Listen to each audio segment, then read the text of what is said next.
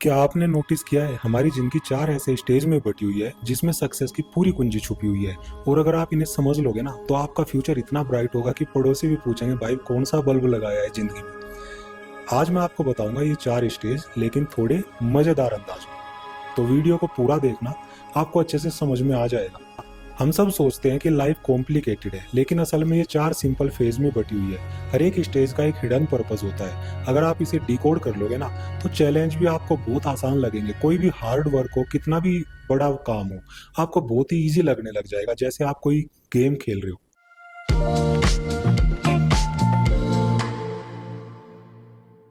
तो दोस्तों, उन चार स्टेज में जो सबसे पहला स्टेज आता है वो आता है केयर फ्री चाइल्डहुड। दोस्तों, बचपन का याद करो वो टाइम जब कोई आपके ऊपर स्ट्रेस नहीं था, कोई टेंशन नहीं थी, बस क्यूरियोसिटी और मस्ती।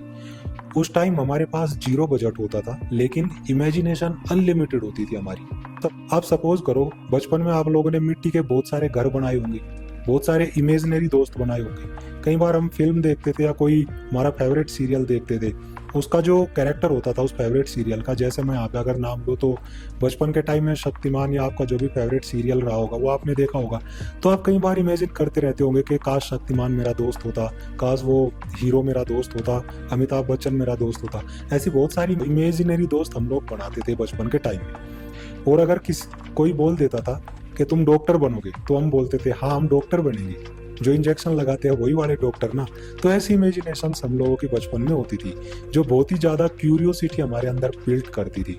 तो दोस्तों, इस स्टेज में हमें क्या सीखने को मिलता था कि क्रिएटिविटी ही हमारी बिगेस्ट स्ट्रेंथ है। आप घर बना रहे हो, मिट्टी के घर बना रहे हो, आप कुछ ना कुछ सीख रहे हो, मतलब कुछ भी आप ऐसा करते थे जो आपको बहुत कुछ सिखाती थी। मतलब उस टाइम आपके अंदर एक क्रिएटिविटी होती थी। लेकिन बड़ा होते होते हम इतने प्रैक्टिकल हो जाते हैं कि बचपन के सपने भी आईआरसीटीसी की वेटिंग लिस्ट जैसे लगने लगते हैं कि कंफर्म होंगे या नहीं, कुछ पता नहीं। तो दोस्तों, कहाँ चली जाती है वो क्रिएटिविटी हमारी, बताओ। आपका बचपन का जो ड्रीम जॉब था वो आप कमेंट में मुझे बताना। क्या आप सोचते थे बचपन में, आप क्या बनना चाहते हो?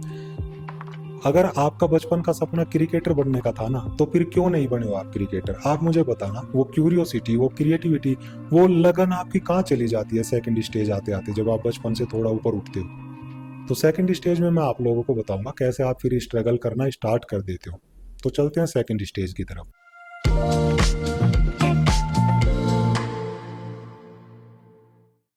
अब हम पहुंच जाते हैं सेकंड स्टेज में, जो हमारा एक लर्निंग और स्ट्रगल टाइम होता है। ठीक है, लर्निंग और स्ट्रगल टाइम यही वो टाइम है जब हम स्किल सीखते हैं, फेल होते हैं, उठते हैं। सेकंड स्टेज को आप वो टीनेजर वाला टाइम आप समझ लो, कॉलेज गोइंग जो टाइम रहता है। यहाँ पे हम सीखते हैं, बहुत सारा स्ट्रगल करते हैं, बहुत सारी चीज़ों में हम पढ़ जाते हैं।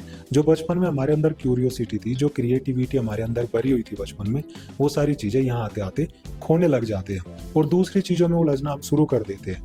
ठीक है, हम लर्निंग बिल्कुल नहीं सीखते, कोई स्किल, मतलब स्किल तो छोड़ो, हम कुछ भी वो सारी चीज़ें जो हमारे अंदर पहले से भरी हुई थी उनको भी हम भूल जाते हैं। नई चीज़ें सीखने तो दूर की बात, और हम सीखते भी है तो क्या सीखते हैं? बैड हैबिट्स हम सीखते हैं। अच्छी आदतों को हम छोड़ना शुरू कर देते हैं। अच्छे लोगों के साथ बैठना, किसी से इंस्पायर होना, कोई जो हमारे फेवरेट हीरो होते थे या हमारे फेवरेट कैरेक्टर होते थे उनको हम भूलना स्टार्ट कर देते, उनसे हम कोई अच्छी बात नहीं सीखते, हम गलत चीज़ों की तरफ भागना स्टार्ट कर देते। ठीक है, दूसरा, सोशल मीडिया हमारे बीच में आ जाता है। इंस्टाग्राम भी स्क्रॉल करना है, वहाँ पे किसी के साथ हमें किसी कमेंट का भी रिप्लाई करना है, किसी को हमें कुछ बोलना है। तो जब हम फेल होते हैं और सोचते हैं शायद मेरे स्टार्स ही खराब थे, दोस्तों स्टार खराब नहीं होते, आपकी हैबिट खराब हो जाती है। आपकी जो वो बचपन की क्यूरियोसिटी और क्रिएटिविटी वाली जो हैबिट थी ना, वो सब खत्म कर लिया आप लोगों ने। और खत्म होने की वजह से आप गलत चीज़ों में घुसने के बाद बोलते हो कि मेरा टाइम खराब है, मेरा शायद लक ही खराब है, मेरे स्टार्स खराब चल रहे हैं, सितारे गड़बड़ हो गए मेरे। फिर हम इधर उधर भागने लगते हैं। तो कैसे सितारे सही होंगे ये बताओ मुझे, जब आपके अंदर वो चीज़ सारी जो आपके अंदर पहले से ऑलमाइटी ने बना के भेजी थी, भर के भेजी थी, वो आप खुद खराब कर चुके हो। फेल्योर का मतलब हारना नहीं होता, फेल्योर का मतलब है कि लाइफ में आपको एक नया फॉर्मूला मिला है। नहीं समझे? इसको मैं आसान से शब्दों में समझाता हूँ। थॉमस अल्वा एडिसन, उन्होंने बल्ब बनाया, लेकिन बल्ब बनाने से पहले उन्होंने उसको 1000 बार एक्सपेरिमेंट किया, 1000 बार वो फेल हुए, लेकिन उन्होंने कभी हार नहीं मानी। उन 1000 एक्सपेरिमेंट जो उनके फेल हुए ना, कुछ ना कुछ उनसे उन्होंने सीखा, कुछ ना कुछ नया एप्लीकेबल, नया अप्लाई किया। कुछ ना कुछ नया कर करके तब जाके बल्ब बना। अगर वो बोलने लगता कि मेरे स्टार्स ही खराब है, मेरा लक ही खराब है, मैं बल्ब बना ही नहीं पाऊंगा कभी, तो बल्ब कभी नहीं बनता। तो हर एक जो हमारा फेल्योर होता है ना, वो कुछ ना कुछ हमें सिखा के जाता है। हमें अगर गिरना भी है ना, तो हमें आगे की तरफ गिरना चाहिए। सो दैट, आगे की तरफ गिरना इन द सेंस, अगर हमने कोई गलती की और हम फेल हो गए, तो अगली बार हम उस गलती को सुधार के फुल कॉन्फिडेंट होके फुल जोश के साथ लग जाएंगे हम उस चीज को पाने के लिए जिस चीज में हम फेल हुए थे। तो दोस्तों, सेकंड स्टेज बहुत ही इंपॉर्टेंट होती है, जहाँ हमें नई चीज़ सीखनी चाहिए, और जो बचपन में हमारे अंदर क्यूरियोसिटी रहती है ना, उसको हमें मरने नहीं देना चाहिए।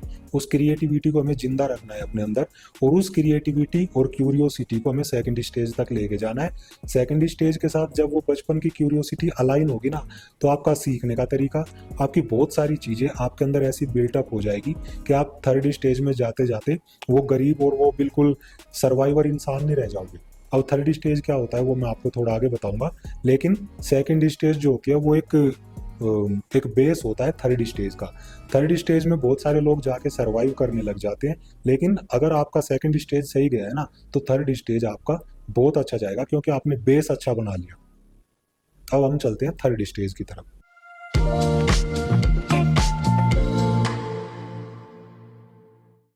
तो दोस्तों, थर्ड स्टेज होती है हमारी रेस्पॉन्सिबिलिटी हमारे ऊपर आ जाती है। कैरियर, फैमिली, पैसा, सब एक साथ, सारी रेस्पॉन्सिबिलिटी हमारे ऊपर एक साथ आ जाती है। यहाँ लोग दो कैटेगरी में बढ़ते हैं। एक वो लोग होते हैं जो सर्वाइवर होते हैं। सर्वाइवर मतलब जो बस जैसे तैसे अपनी गुजर बसर कर रहे होते हैं। वो कौन लोग होते हैं? वो लोग होते हैं जो अपनी सेकंड स्टेज और फर्स्ट स्टेज को बर्बाद करके यहाँ तक पहुंचे। वो मैंने अभी सेकंड स्टेज के लास्ट में आपको बताया कैसे वो लोग यहाँ तक पहुंचे थे और क्या उन्होंने बर्बाद किया था। तो मैं उनको सर्वाइवर मानता हूँ, जो जैसे तैसे बस अपना गुजर बसर कर रहे हैं, जिनके ना आगे कोई गोल है, जिनके आगे कुछ भी टारगेट उनका नहीं होता, बस उनको जैसे तैसे अपना दिन निकालना है, जैसे तैसे उनको अपना चलाना है काम, ठीक है। तो उनको मैं बोलता हूँ सर्वाइवर। अब दूसरे लोग आते हैं जो बहुत ही अच्छा कर रहे होते हैं, उनको मैं बोलता हूँ क्रिएटर, ठीक है। क्रिएटर मतलब जो फर्स्ट स्टेज को लेके आए थे सेकंड स्टेज में, फर्स्ट स्टेज में जो क्यूरियोसिटी थी सेकंड स्टेज में उसको लेके आए, दोनों को अलाइन करके उन्होंने सेकंड स्टेज को अच्छा बनाया। सेकंड स्टेज का उन्होंने एक बेस बना के तब थर्ड स्टेज में वो पहुंचे। मतलब वो कोई स्किल सीख के, कोई अच्छा काम करके, वो अच्छी डिग्री पाके थर्ड स्टेज में पहुंचे, जहाँ उनका कैरियर और जहाँ उनका ऐसा टाइम चल रहा है कि उनकी ज़रूरतें भी पूरी हुई है अच्छे से और वो फ्यूचर प्लानिंग भी कर रही है। तो ऐसे लोगों को मैं बोलता हूँ क्रिएटर। तो दोस्तों, जो सर्वाइवर लोग होते हैं ना थर्ड स्टेज में, वो मतलब मंडे जैसे ही आएगा, उनको ड्यूटी जाना होगा, उनको कहीं जाना होगा, तो वो सोचने लगते हैं यार क्यों संडे सैटरडे ये सब चले गए, मैं छुट्टी में ही क्यों नहीं रहा। और जो अपना बेस तैयार करके आए ना फर्स्ट और सेकंड स्टेज में क्रिएटर, वो मंडे को भी मोटिवेशनल पोस्ट डाल रहे होंगे, मंडे को भी वो एकदम मोटिवेट होके फुल कॉन्फिडेंस के साथ अपने काम में लगे होंगे। उनके लिए संडे मंडे ट्यूसडे कुछ नहीं होता, उनके लिए ना कोई छुट्टी है ना कुछ है। वो अपने टाइम को एंजॉय करते हैं, अपने काम को एंजॉय करते हैं, हर एक चीज़ को एंजॉय करते हैं। और जब वो हर एक चीज़ को एंजॉय करते हैं ना, उनकी लाइफ इंजॉयबल हो जाती है, उनकी लाइफ हमेशा खुश रहती है। तो क्रिएटर्स वही लोग होते हैं जो अपनी पिछली दो स्टेज के लेसन्स को याद रखते हैं, फर्स्ट स्टेज और सेकंड स्टेज के लेसन को, ठीक है। वो लोग क्रिएटर होते हैं। और यही कॉम्बो, मतलब फर्स्ट स्टेज और सेकंड स्टेज का जो कॉम्बो है ना, यही उनको अनस्टॉपेबल बनाता है, ठीक। ऐसे थर्ड स्टेज हम कवर करते करते पहुंच जाते हैं फोर्थ स्टेज में।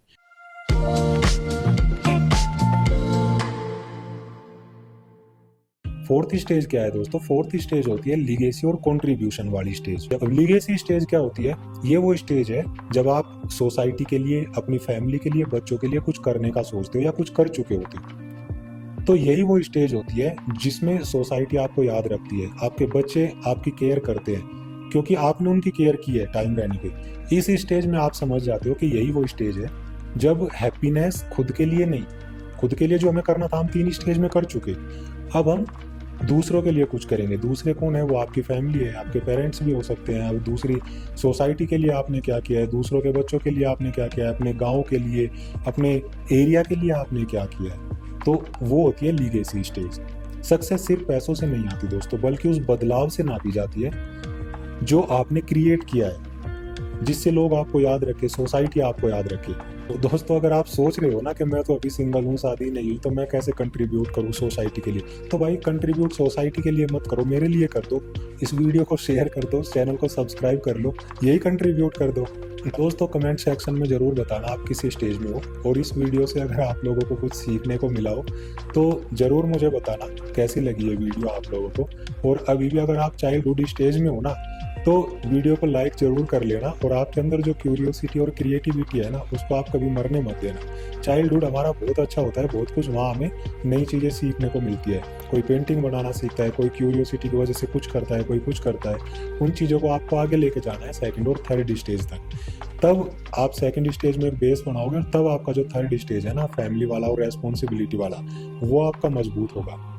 तो दोस्तों इस वीडियो से अगर आपको कुछ सीखने को मिला हो तो इस वीडियो को शेयर जरूर करना अपने उस फ्रेंड के साथ में जो स्ट्रगल स्टेज में है और बस मोटिवेशनल रील देख रहा है और कुछ कर नहीं रहा है अभी भी। ये वीडियो एक ब्लूप्रिंट हो सकती है उसके फ्यूचर को आगे बढ़ाने का, तो इस ब्लूप्रिंट को उसको दिखाओ और उसकी हेल्प करो।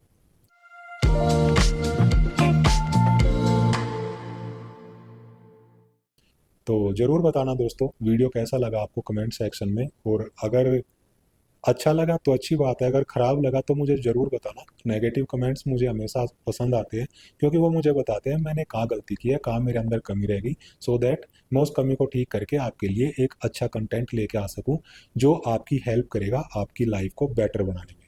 Thank you. जय हिंद।